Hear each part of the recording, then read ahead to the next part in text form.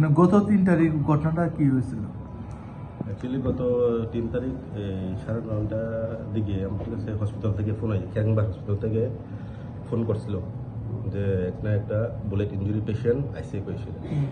তো আমরা সঙ্গে সঙ্গে আমি পুলিশ পাঠাইছি, আমি নিজেও গেছি, তখন তারা রেফার করে দিয়েছিল, এটা জিবি হসপিটালে রেফার করছে।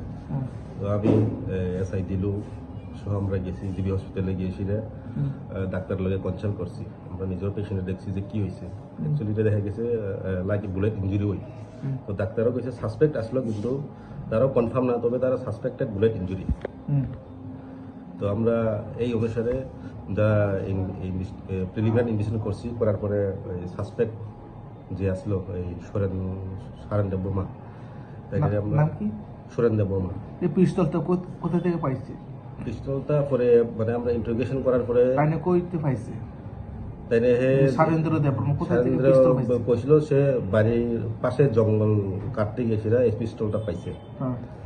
এরপরে ওই দিন রাত্রে সেইটারে ক্লিন করতে আসলো বা দেখতে আসলো কি পিস্তলটা কিরকম, তখন হের কথা মতো পিস্তলটা মানে ফায়ার হয়েছে, ফায়ার হয়েছে হের বোন, আপন বোন দীপালি দেববর্মা,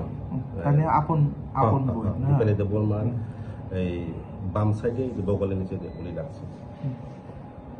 এখন পেশেন্ট এখন লাইক সিরিয়াস কন্ডিশনই, গুলি ভিতরে এখনো বাইরে হয়েছে না, তো তারা হয়েছে আজকে অপারেশন হইব। যে গুলিটা করছিল ওনাকে কি থানাতে?